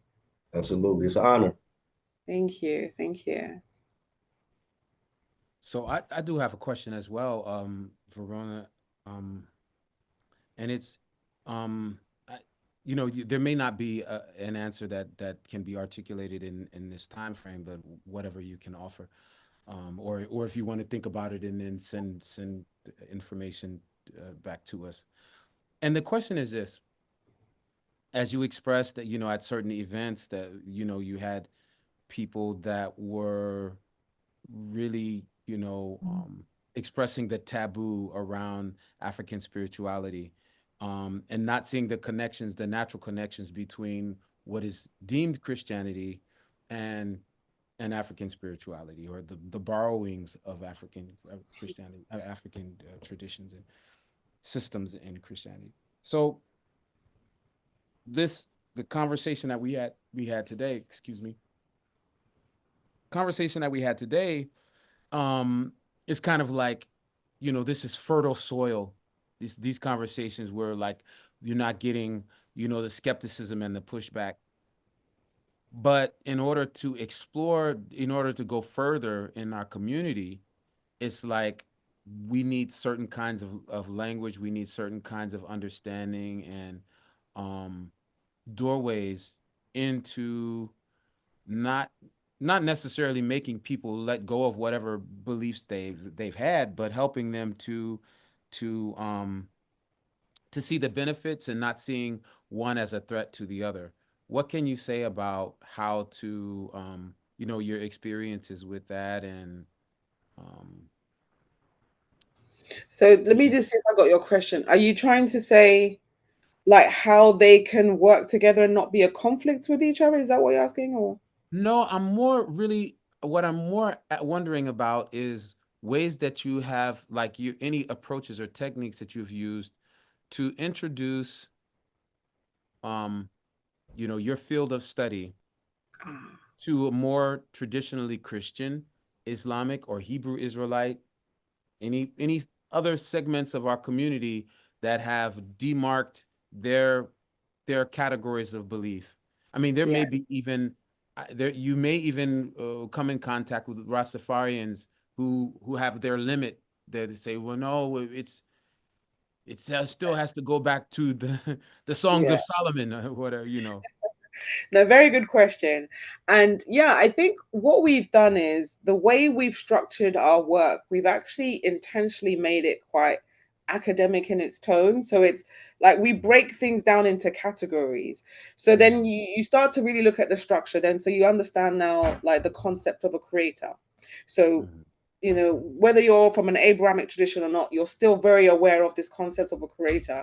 Then we break it down and we'll talk about nature and the role that nature plays and the different, you know, understandings around nature, as well as nature forces, which historically people have labeled the deities, which across the different traditions are known as various names, whether Orisha, Loa in Haitian Vodou, the Obossum amongst the Khan of Ghana, and these all represent nature. So when people say, "Oh, Africans worship multiple gods," they're talking about different aspects of nature, because in their divine wisdom, you can't just say that God is just this one entity, but understanding that it's a manifestation of literally everything in creation. So they broke down each and every element as a means to, you know, recognize that everything has its own characteristic, including ourselves. So we break that down. We break down ancestors. We break down ancestors as being an extension of ourselves. You know, this is science now. This is not something we have to prove about our own ancestors. We know that we came from them. So the way that we've structured it into what's I'm just trying to think of some of the other things. And then we talk about ritual and the role that ritual plays. And so by the time you break these categories down, and people can watch and see that, oh yeah, that actually exists in my tradition. Or they can see that, okay, well, yeah, we do this as well. We don't necessarily call it ancestral reverence, but we will light a candle at particular times. Or, you know, yeah, in my culture, animal slaughtering does take place. So people can start to see the correlations for themselves. So I think what we've done is made it in a way that it's so just clear, and the information is provided, and it's like what you do with that information is up to you. So I feel Right. like when we actually start to tell our own story, we're in a Mhm. better position to now try to demystify a lot of the falsities that have been shared, and really just highlight this is what it is. Whatever spookism that you have from your own preconception, that's your business. So that's kind of what we've done. And we've also made a point of highlighting things that one of the biggest things, for example, people will say, oh, you lot are dealing with devil worship. This is, and we're like, but there's no concept of the devil in African spiritual traditions. So we have to also realize where people project their own negativity onto something rather than what it really is. So we've done, I think, a good job on kind of making a clear framework that is applicable to all the various different cultures, as well as the expressions in the diaspora as well. That's interesting because with a lot of us who are aligned with the more Christian based religion or whatnot, that's how they see this form of spirituality, as satanic, or something that shouldn't be dealt with. And I really don't want to get too far into this subject, but I gotta say it. But we do agree that for the African American person, that this idea of Christianity, and of course the quote unquote the Bible, was introduced to us in slavery. So we do have to understand that this information was presented to us by a people who really didn't have our best interests at heart. So, but I think it'll help the community to educate themselves and to go beyond the information that was presented to us and try to tap into the information that predates that information. That might be helpful for our community. But a lot of people that believe in Christianity haven't even read the Bible. They just believe in it. Like, it's crazy. So, but yeah. You might have a point there. Yeah. So I had another question, which is probably much easier to answer. Because when you start to talk with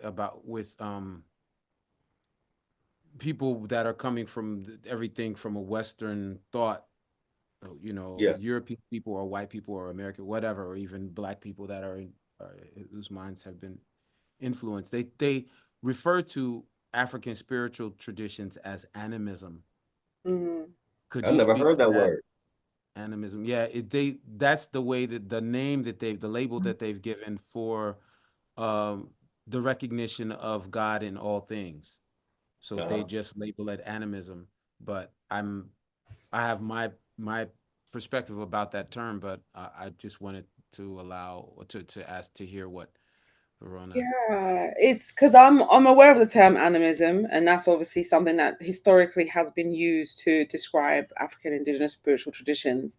And then they tend to kind of leave it as its own umbrella. But then equally, you could argue pantheism is an applicable term. There's also another one that Robin Walker, the author of When We Ruled, he actually coined another term, and he said that would work. And I can't remember what it is right now. But ultimately, yes, all these traditions have this understanding of life being manifested in everything in creation. So everything has its own unique energy. And I feel like what was the original one? Animism, I guess, has its own stigma around the word. So people, it's almost like the word primitive, even though primitive means ancient and old, but people also have a connotation of it meaning backward as well. So me personally, I don't take offense to any of these terms at this point, but I think it's about recognizing that everything that we now learn under so-called new age teachings is already teaching what existed time before. So I think we must be just very mindful of the labels that keep getting applied to kind of Including almost New Age. to remove people from the original essence and the original teachings that have always existed. But yes, I think that the more we actually understand our reality as a collection of different energies, that actually helps us to have a better understanding of life and our relationship with all the different aspects of creation. Thank you for that. Yeah, appreciate it. So Yes. Kontrax, I was also I'm sorry. I just had a No, question. go ahead. No, Go I'm ahead. wondering about how you see, like, there may be specific things that you have in mind to, you know, your other discussions like this, or ways that you're going to integrate new ideas into the Beat Battle Beat Lounge? Yeah. So Because I haven't been to events in a while. You know. yeah, so when I launched it, because you know we took a long hiatus, and when I launched the Beat Lounge, this which was last year, at the top of last year, I started the show with a libation ceremony, and Wow. and everybody took to it very appreciative, because I allowed the audience to throw their ancestors into the ceremony, and to my surprise, it was very welcome. Wow. So And again, how you did know, you, not to yeah. say that not to say that you needed to justify it, but how did you introduce that in that context? Because where was it? Was it the one that you had a radio artifact? Nah, that was the drop zone. That was the event that we just had Okay. last month. But this So was where in was this one? 2023. This was at the Arts on the Ave downtown. Mm-hmm. On the Ave. They're not there anymore, but that's where we had it at. Okay. And so it was like some people were aware of what it was, and then I could tell some people wasn't aware. They wasn't aware of what was taking place. And Mhm. so what I did was just said, hey, you know, we're gonna start the show out with a libation ceremony. And I'm gonna you know, I had my nephew come up, it's my brother's son. I had him come up to assist me. And of course, you know, because I felt it was necessary, because a lot of people that were available to me at the onslaught of the Beat Lounge entering the community, they're not here anymore. And so I started with Cheese. It's my brother. He's the reason I even started doing music. Then John Postman was the guy who was the bar manager at Baba Boudin's, where we originated. And He he's no passed longer away? with us. Yeah, he passed Wow. away. And then we Wow. had Scandal, my first DJ. Mm-hmm. And then the first female producer that we had, Fatima, she passed away. So it's a lot of people connected to this, and the list goes on. It's more people, but those were four important people to me. They were dear to me. So I started there, and then when people understood, like, hey, you know, this is real, and then the energy, you could feel the energy of our ancestors in the building, and so you know, people start throwing their family out. Hey, you know, my dad passed away. Oh yeah, throw his name out. You know, so and it just the love, you know, these type of things make the event way more wholesome. So now the element that people fear when it comes to competition, like, you know, rap battles and stuff like that, people fear those titles because they expect it to be a violent you know, something violent to happen, because you know you're battling words, but this is music. So when they hear beat battle, it turns people off when they say, oh, you know, a fight might break out there or something like that. But when we start an event like this, they know it's our love. And competition is not always a bad thing. It's still iron sharper iron, steel sharper steel. So it's set a good tone. So now, you know, I want to keep that. I want to keep that going, but for the most part, you know, it's about, you know, and some things are sensitive, like you said. It can be a sensitive subject, because now someone who don't understand could leave out of there saying, you know, they're into witchcraft, and they're doing this and that. You know what I'm saying? So, but fortunately, no one looked at it that way. It was a very good process. So, you know, and again, the Beat Lounge is all about growth. It's all about helping people get better. And so if this is something that can help people look at life in a certain way that'll of course help them get along, then of course we want to add that. And so, you know, at the end of the day, it was a good impression of the community. Beautiful. Awesome. We have time for one more question. Yes, I Verona. just wanted to ask a question to both the guys on the panel. I Okay. just wanted to know, because for me, like, I actually do like producing music. I'm a novice, but I find it a great way of creativity. And so I just wanted to know, how has music impacted you spiritually? Both of you said that you're quite spiritually naturally, but I just wanted to know that through the creation of music, have you found that like your intuition or your spiritual connection is stronger? How has that impacted you at all? Mm-hmm. Do you want me to start or you want to start? Yeah, go ahead, go ahead. So for me, this is my choice of my artistic expression. So, and again, the reason I wanted to approach this, just to say this, I wanted to approach this conversation from the stance of being the founder of the Beat Lounge, because with my music, I don't particularly market my music. Because, you know, in the music business, you got to cater to your customers. And so I like to just express myself musically and do what I want to do. And so for me, the creation, just being able to create gives me a feeling of self-worth, value. Mm-hmm. Okay. So anytime I might go through some type of feeling of depression, me creating something makes me feel better. And so it gives me my personal values. And I don't have to do music for anybody. As long as I know that I created something, I feel like I'm valued. So that's how it helps me. I love that. I love that. Beautiful. Thank you for sharing. Well, Thank you. Napoleon. Yeah, for me, like, so it exists in two different spaces. I think, like, specifically when my writing, like, there have been so many times where I've written something and I'm just like, like, I'm writing this because it's gonna be nice like this if I write it like this, and then I go back and read it, months or years later, and it's ministering to me. It's like lifting me up. It's like filling me up in places that I didn't realize how much I would need it when the time comes. A perfect example is this song called "What's Your Joy," and the chorus goes, "What's your joy? What's your happiness? Can you be content when there's nothing left?" And I wrote that in 2016 going into 2017. But then I was still living in Cincinnati at the time. And then when I started my residency here, the pandemic started like 6 months into my residency. So I was supposed to be doing all of these new projects and touring and stuff, and everything stopped. And I was like, I'm watching the whole world seem to stop, and people are, and then George Floyd happened, and I was over here. I wasn't able to come home. And then there was a limited time that you could even be outside of your house because the confinement, the quarantine was much more strict here.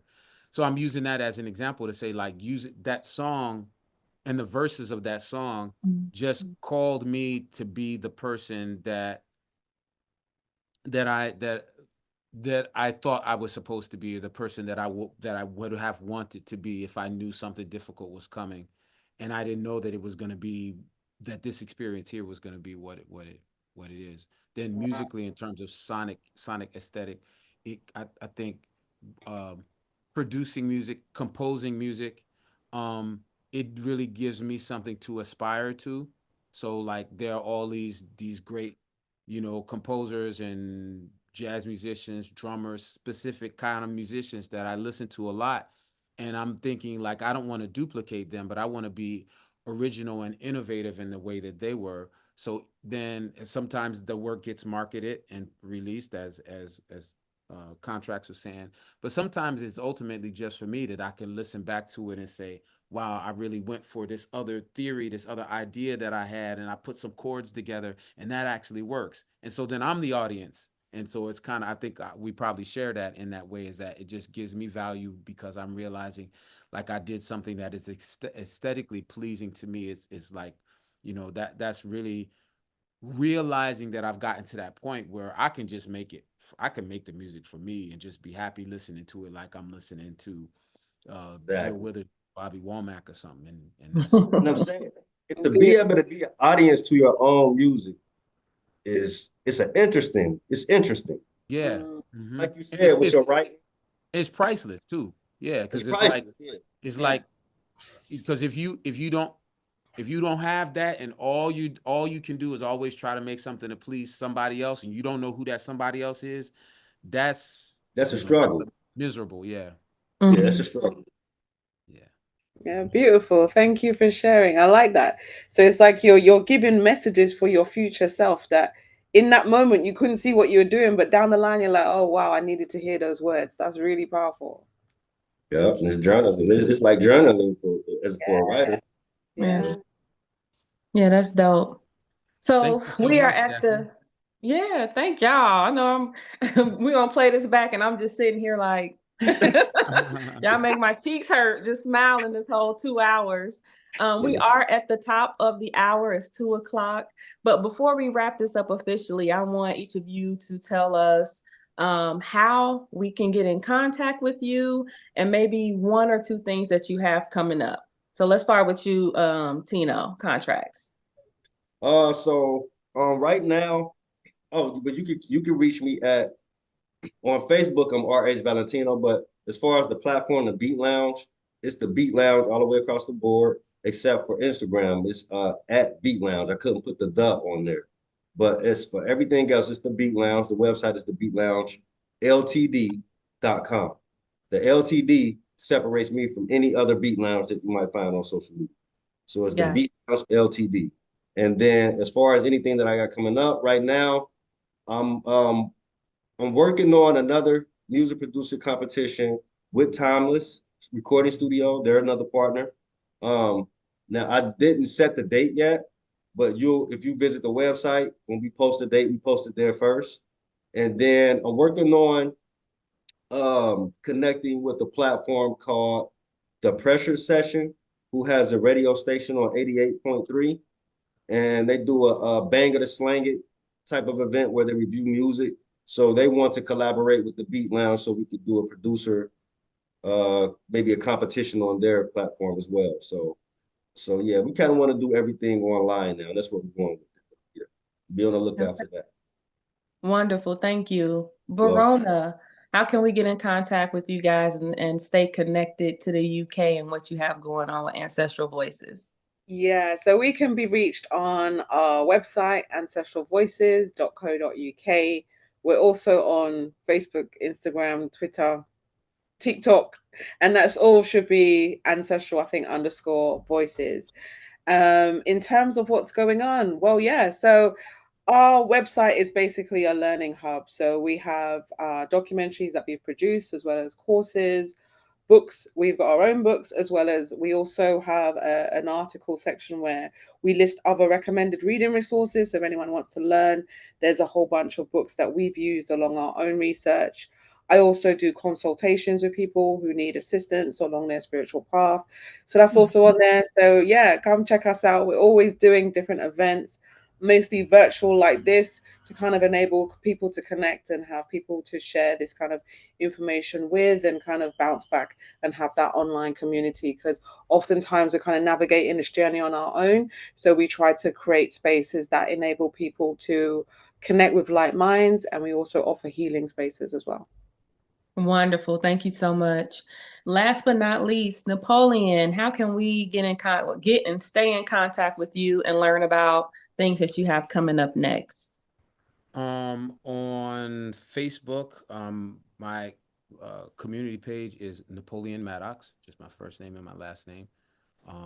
Because there actually is, strangely enough, there's another person with that name, Napoleon Maddox, in Leeds, and that's apparently his real name. I don't know how that happened, but anyway, community page, you can find me. You'll recognize when the one is me. And then on Instagram, I am at Napoleon Solo Shots. Napoleon Solo Shots. And so then as far as events and things that I have coming up, we will be releasing a new single with Sorg. Sorg is the French producer that I've been collaborating with now for 11 years. And so we're dropping a new video and a new single. We did shoot a good portion of the video in New York, and the rest of it was shot in Cincinnati. So we're looking forward to that. That's going to be live. And then we have some shows coming up. We're playing in Paris soon, in Marseille. And then I have another project that I'm working on with a bass player, a oud player. Oud is like a North African string instrument. An oud player, a bassist, and a Moroccan poet. And we will be playing in Italy. I can't remember all of the places that we're going to play. And then so the last two things I would say is that we have some exciting events coming up with the Underworld Black Arts Festival, myself and Kimberly, continuing our series the UBAF 360 with that we kicked off at NCBAE headquarters, and we had a great time. And then the Yes. last thing, so the UBAF 360 is basically, instead of just having the festival once a year in the fall, we'll have different events leading up to it that carry it into like a year-round kind of calendar event. Maybe every 2 or 3 months we'll have something. So we had the first one already a couple weeks ago, and that was beautiful. And then the other thing, not last, but the other thing that I'm going to be sharing more and more with the public is my visual work, my visual artwork. Actually, this is an example of my visual work. Yeah, that's dope. I was checking that out. Yeah. So, yeah, just putting more time and intentionality into fusing the different disciplines and having art up at places where I'm performing or planning exhibits where we can host various events, and probably one coming up in the next 6 to 9 months at NCBAE. Yes, wonderful. We love to have you guys back. All right, y'all. Thank y'all so much for taking the time to be with us, to be with me on this. What is today? Sunday? Yeah. On this beautiful Sunday. Yeah, this was a beautiful conversation, a lot of great points with some really dope people all over the globe. Again, I'm Daphne Thomas. I'm the founder of the National Commission for Black Arts and Entertainment. This was NCBAE Global Arts Connect, where we are connecting you guys to artists, creatives, and just dope people all over the world. Yay. Again, thank y'all so much. I'm going to figure this out. So next time we won't have no crazy stuff popping off. This was my first Zoom event. Yeah, we got to edit that wait first to see portion. the next one. I can't still wait to see the next one because I think this was really great. The conversation. It's been brilliant. Really, thank you. Yeah. Yes. Yeah. All right. So with that being said, you guys have a wonderful rest of the day. I'm going to figure out how to stop recording and stop recording. Last year, at the top of last year, I started the show with a libation ceremony. Wow. And everybody took to it very appreciative because I allowed the audience to throw their ancestors into the ceremony, and to my surprise, it was very welcome. Wow. So again, not to say that you needed to justify it, but how did you introduce that in that context? Because where was it? Was it the one that you had a radio artifact? Nah, that was the drop zone. That was the event that we just had last month. But this was in 2023. This was at the Arts on the Ave downtown. Mm-hmm. On the Ave. They're not there anymore, but that's where we had it at. And so it was like some people were aware of what it was, and then I could tell some people wasn't aware. They wasn't aware of what was taking place. And so what I did was just said, hey, we're going to start the show out with a libation ceremony. And I'm going to, I had my nephew come up, it's my brother's son. I had him come up to assist me. And of course, because I felt it was necessary because a lot of people that were available to me at the onslaught of the Beat Lounge entering the community, they're not here anymore. And so I started with Cheese. It's my brother. He's the reason I even started doing music. Then John Postman was the guy who was the bar manager at Baba Boudin's where we originated. And he's no longer with us. Yeah, he passed away. And then we had Scandal, my first DJ. Mm-hmm. And then the first female producer that we had, Fatima, she passed away. So it's a lot of people connected to this. And the list goes on. It's more people, but those were 4 important people to me. They were dear to me. So I started there. And then when people understood, like, hey, this is real. And then the energy, you could feel the energy of our ancestors in the building. And so, people start throwing their family out. Hey, my dad passed away. Oh, yeah, throw his name out, so, and it just, the love, these type of things make the event way more wholesome. So now the element that people fear when it comes to competition, like, rap battles and stuff like that, people fear those titles because they expect it to be a violent, you know, something violent to happen because, you know, you're battling words, but this is music. So when they hear beat battle, it turns people off when they say, oh, you know, a fight might break out there or something like that. But when we start an event like this, they know it's our love.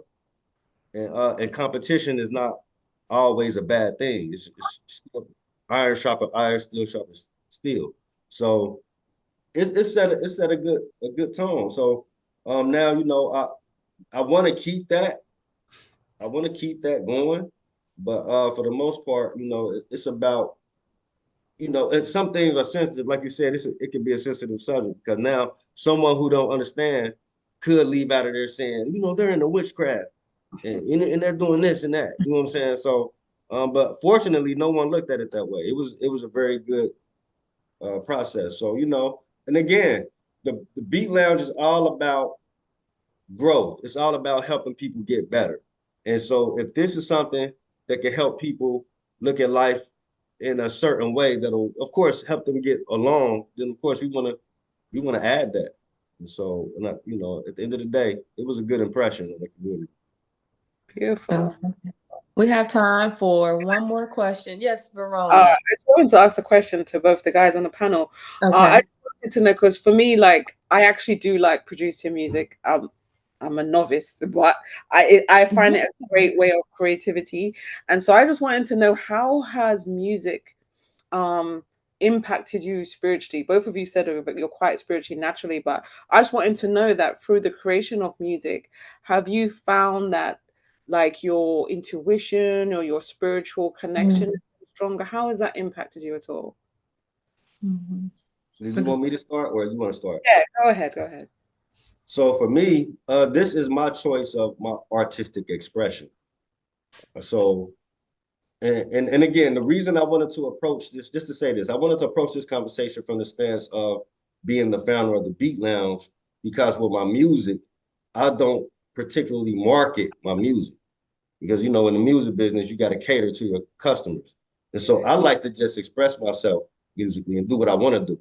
And so for me, the creation, just being able to create gives me a feeling of self-worth, value. Okay, so anytime I might go through some type of feeling of depression, me creating something makes me feel better. And so it gives me my personal values. And I don't have to do music for anybody. As long as I know that I created something, I feel like I'm valued. So that's how it helps me. I love that. I love that. Beautiful. Thank you for sharing. Well, Thank you. Napoleon.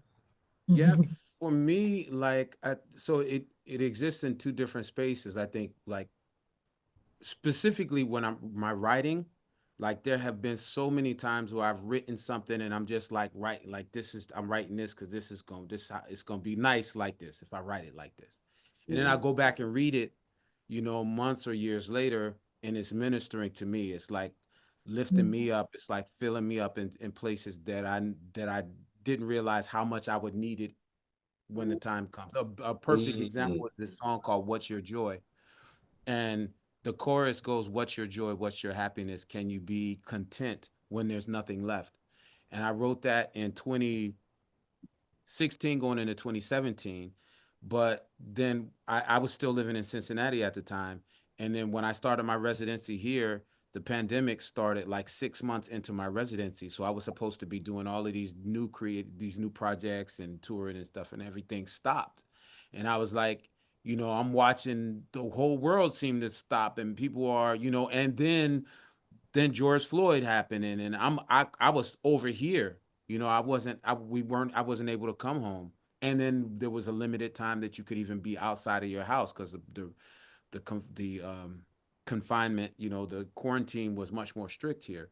So I'm using that as an example to say, like, use that song and the verses of that song just called me to be the person that I that that I thought I was supposed to be, the person that I would have wanted to be if I knew something difficult was coming, and I didn't know that it was going to be that this experience here was going to be what it is. Then musically, in terms of sonic aesthetic, I think um, producing music, composing music, it really gives me something to aspire to.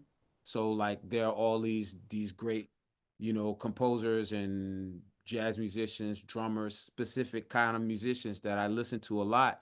And I'm thinking like I don't want to duplicate them, but I want to be original and innovative in the way that they were. So then sometimes the work gets marketed and released as Kontrax was saying, but sometimes it's ultimately just for me that I can listen back to it and say, wow, I really went for this other theory, this other idea that I had, and I put some chords together, and that actually works. And so then I'm the audience. And so it's kind of, I think we probably share that in that way, is that it just gives me value because I'm realizing like I did something that is aesthetically pleasing to me. It's like, that's really realizing that I've gotten to that point where I can just I can make the music for me and just be happy listening to it like I'm listening to Bill Exactly. Withers, Bobby Womack or something. And that's And I'm saying it, to be able to be an audience to your own music it's interesting.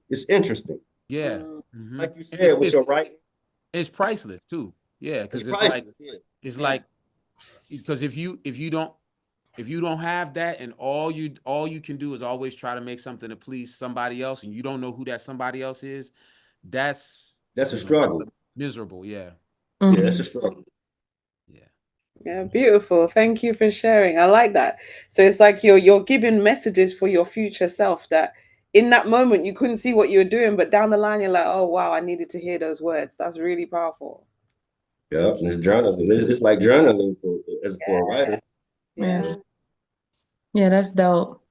Thank So you so we are much, at Daphne. the, yeah, thank y'all. I know we're gonna play this back and I'm just sitting here like, y'all make my cheeks hurt just smiling this whole 2 hours.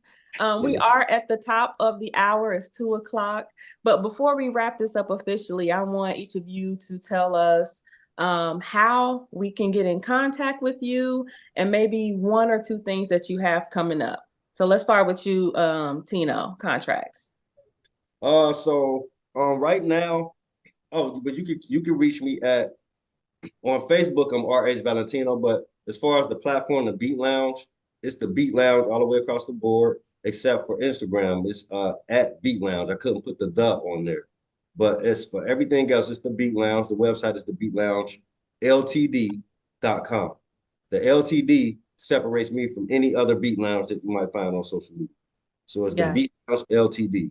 And then as far as anything that I got coming up right now, I'm um I'm working on another music producer competition with Timeless Recording Studio. They're another partner. Um, Now I didn't set the date yet, but if you visit the website, when we post the date, we post it there first.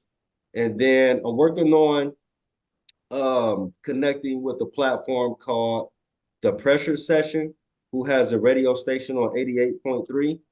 And they do a bang it or slang it type of event where they review music. So they want to collaborate with the Beat Lounge so we could do a producer, maybe a competition on their platform as well. So yeah, we kind of want to do everything online now. That's what we're going with. Yeah. Be on the lookout for that. Wonderful. Thank you. Well, Verona, how can we get in contact with you guys and stay connected to the UK and what you have going on with Ancestral Voices? Yeah, so we can be reached on our website, ancestralvoices.co.uk. We're also on Facebook, Instagram, Twitter, TikTok, and that's all should be ancestral, I think, underscore voices. In terms of what's going on, well, yeah, so our website is basically a learning hub. So we have documentaries that we've produced as well as courses, books. We've got our own books, as well as we also have an article section where we list other recommended reading resources. So if anyone wants to learn, there's a whole bunch of books that we've used along our own research. I also do consultations with people who need assistance along their spiritual path. So that's also on there. So yeah, come check us out. We're always doing different events, mostly virtual like this, to kind of enable people to connect and have people to share this kind of information with and kind of bounce back and have that online community, because oftentimes we're kind of navigating this journey on our own. So we try to create spaces that enable people to connect with like minds, and we also offer healing spaces as well. Wonderful. Thank you so much. Last but not least, Napoleon, how can we get and stay in contact with you and learn about things that you have coming up next? On Facebook, my community page is Napoleon Maddox, just my first name and my last name. I will, and you, because there actually is, strangely enough, there's another person with that name, Napoleon Maddox, in Leeds, and that's apparently his real name. I don't know how that happened, but anyway, community community page, you can find me. You'll recognize when the one is me. And then on Instagram, I am at Napoleon Solo Shots. Napoleon Solo Shots. And so then as far as events and things that I have coming up, we will be releasing a new single with Sorg. Sorg is the French producer that I've been collaborating with now for 11 years. And so we're dropping a new video and a new single. We did shoot a good portion of the video in New York, and the rest of it was shot in Cincinnati. So we're looking forward to that. That's going to be live. And then we have some shows coming up. We're playing in Paris soon, and Marseille. And then I have another project that I'm working on with a bass player, a oud player. Oud is like a North African string instrument. An oud player, a bassist, and a Moroccan poet.